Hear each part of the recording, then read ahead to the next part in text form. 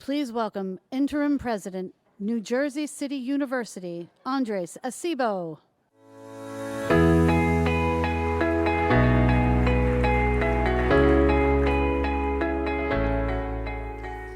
Good afternoon y buenas tardes.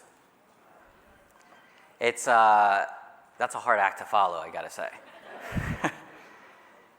I want to begin because I would be remiss not to do so, and my mom would be ashamed and proclaim that she raised me wrong if I didn't give out flowers. And first and foremost, I gotta say, my presence on this stage is as unlikely as it comes. In 2 short days, I get to preside over my second commencement exercise as a university president on the 60th anniversary of my father coming on a raft from Cuba to this country.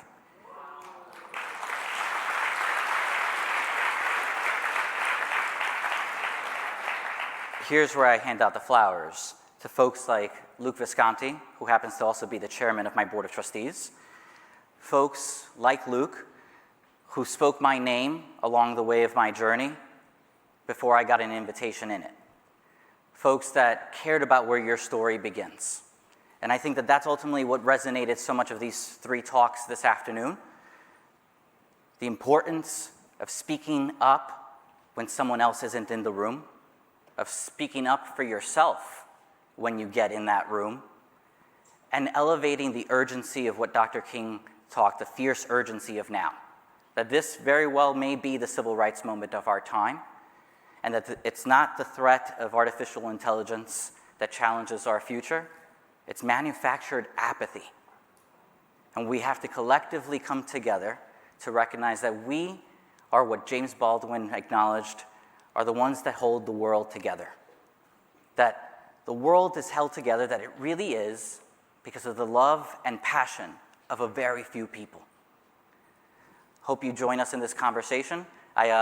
Besides being the interim president of the university, I'm a recovering attorney, so it's my job to extend this to the billable hour mark. So if you'll join me as I bring out our panelists and our TED Talkers for what I hope is a fruitful conversation. Thank you.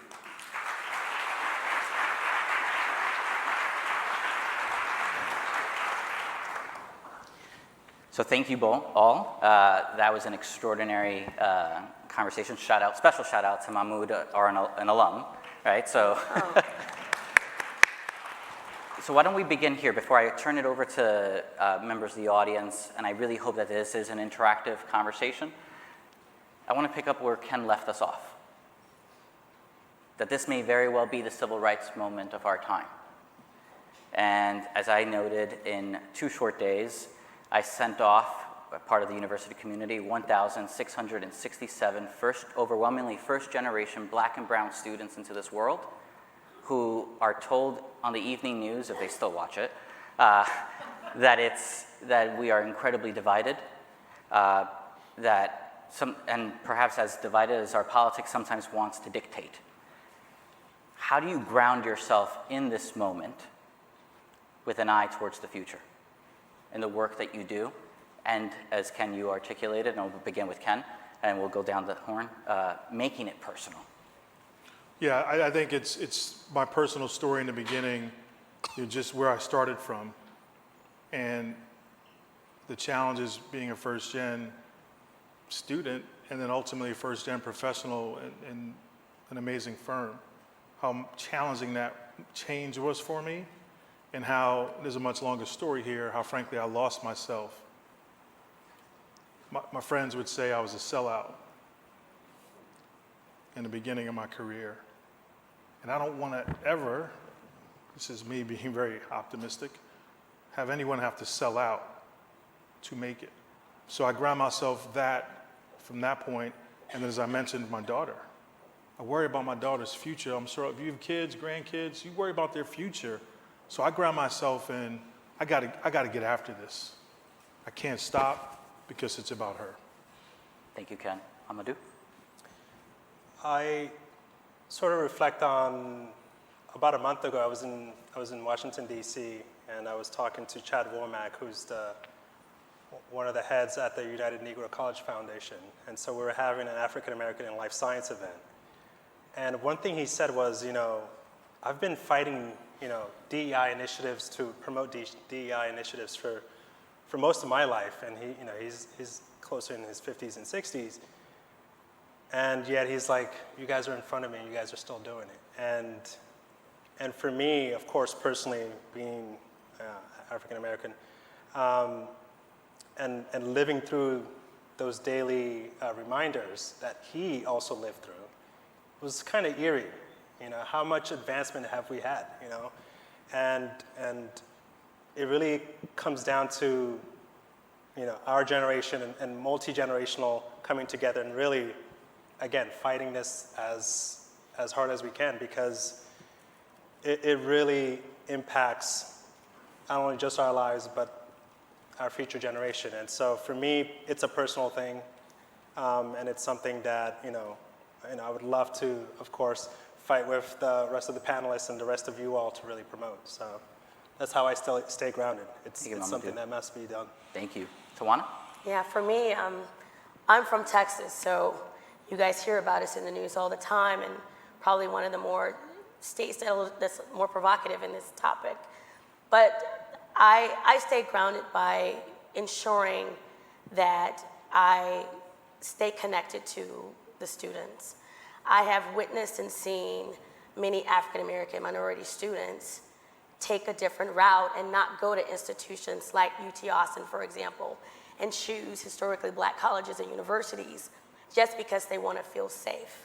I've personally had closed-door conversations with students of all races, all genders, all kinds, who are upset or are fighting for this moment.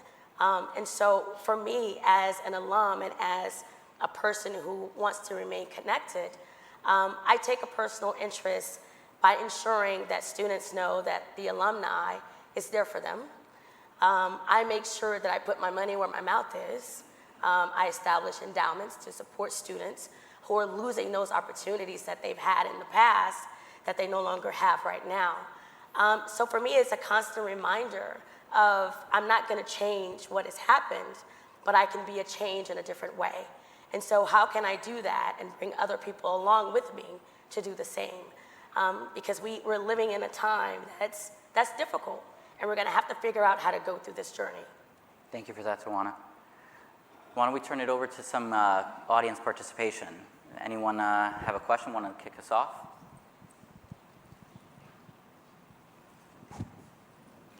An audience filled with DEI. I feel like I'm in a classroom. So while we're on my waiting, campus. do you mind if I pick up on Yeah. something you said about the funding that you're providing UT Austin? Again, we have to all, I think, come together. Resources are important. Dollars matter. The other thing I would urge you is to check if you do have scholarships in some of these states to make sure they're being managed appropriately. Because sometimes you have to change language, eligibility and the like, but you still need to make sure that folks are getting the scholarships that you want to get scholarships. And there's ways to do that thoughtfully and strategically. Thank you for that, Ken. A point, a reminder. Right here, up front.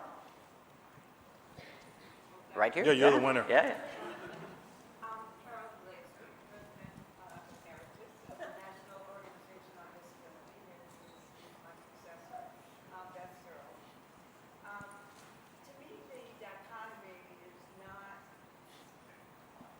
To me, the dichotomy is not DEI versus nothing. The dichotomy is DEI done well and DEI done poorly. And it is true that a number of companies rushed in after George Floyd.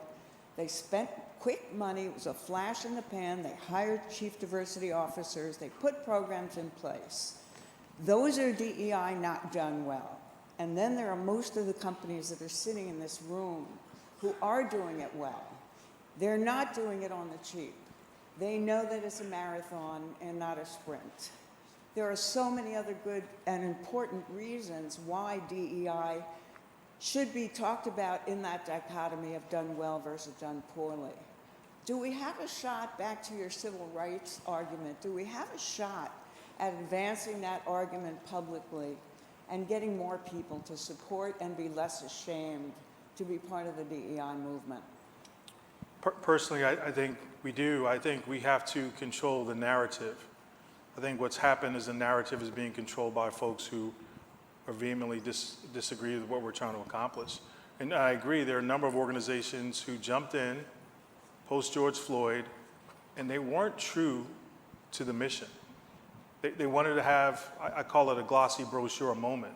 They wanted to, for their shareholders or whoever it might be, look what we're doing, look.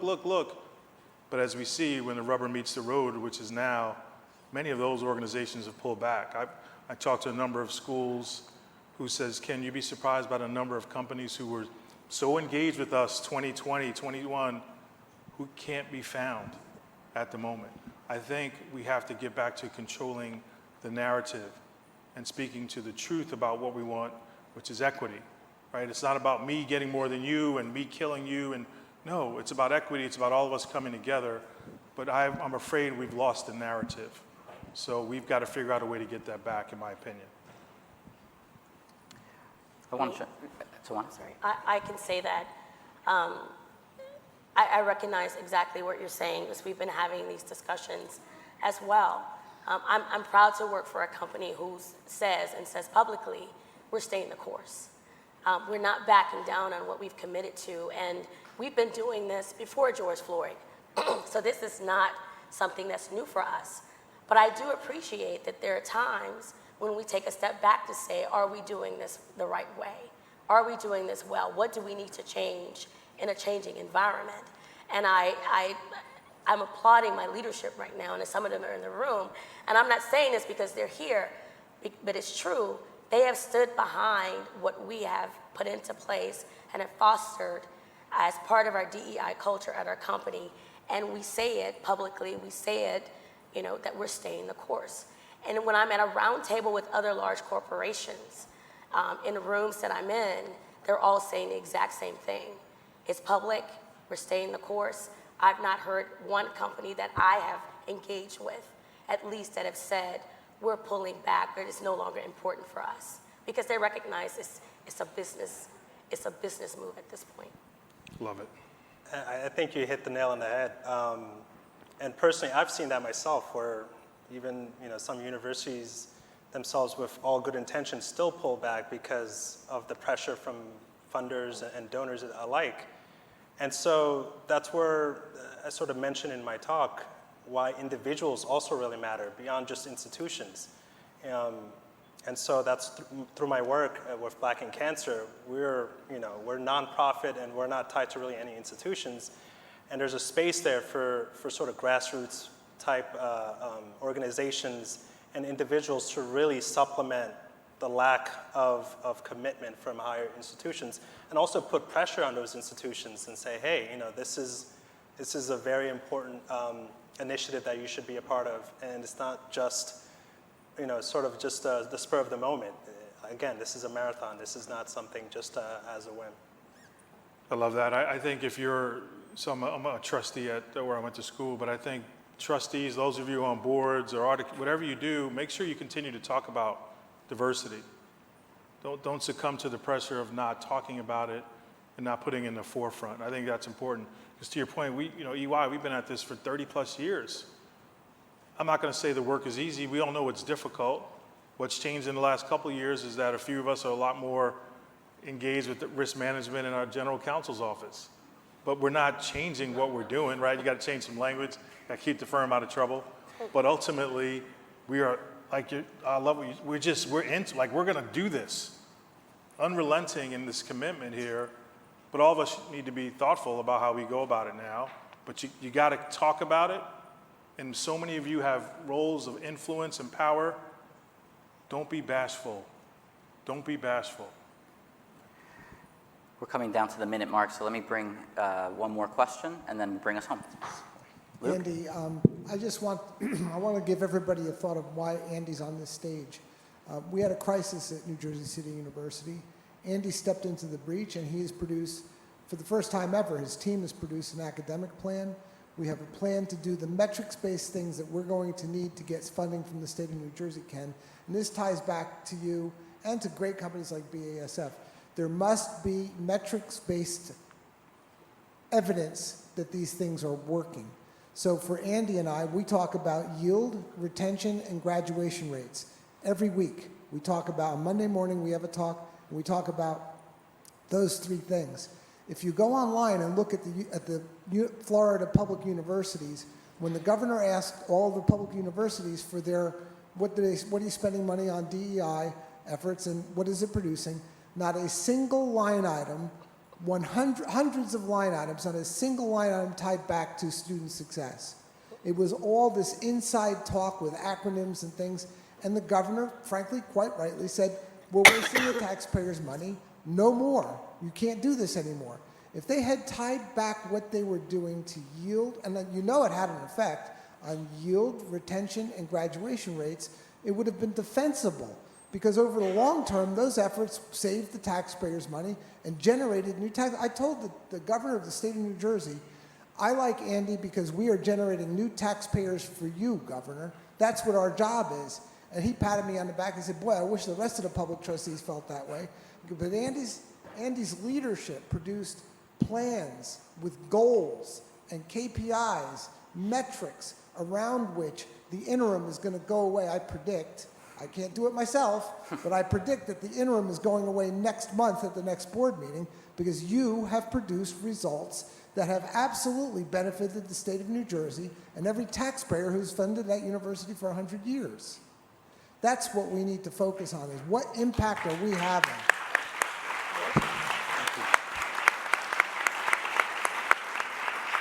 And I want to say before I give up the mic, Mamadou came to our stage years and years ago as a college student from NJCU, and I was struck by the raw native intelligence of this man. I was like, he persuaded, when he was in high school, he persuaded the Jersey City Medical Center doctors to allow him to shadow them in the emergency room. Now think about the persuasiveness of this guy. and just when you talk to him, the talent, just the brain power. And so I want to say thank you for coming back to us, Mamadou. It is truly a joy to see you as a successful graduate student about to become a Ph.D. I have a friend, unfortunately, a medical doctor who died of cancer just this year, who said, Luke, you and I grew up in New Jersey. It's not a matter of if we get cancer, it's just a matter of when. And unfortunately, that prediction claimed him. He was one of the greatest guys and a great doctor. I want to talk about the last time you cried in public in front of somebody you don't know.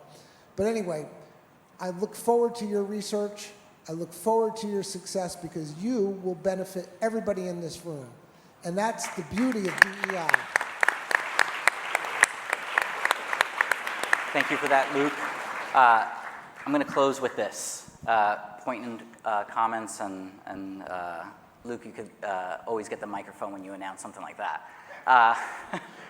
I will say this, back to your question about the moment, right? And it's something on our campus we see as incredibly palpable, that in uncertain times, the most radical act is to be persistent and resilient, right? And that too applies to this movement and this work, that courage doesn't always roar, it sometimes whispers, right? So whisper the words and the names of people who don't get into the rooms that you're privileged to enter and champion those causes. Thank you all, and God bless you. Thank you. Thank you.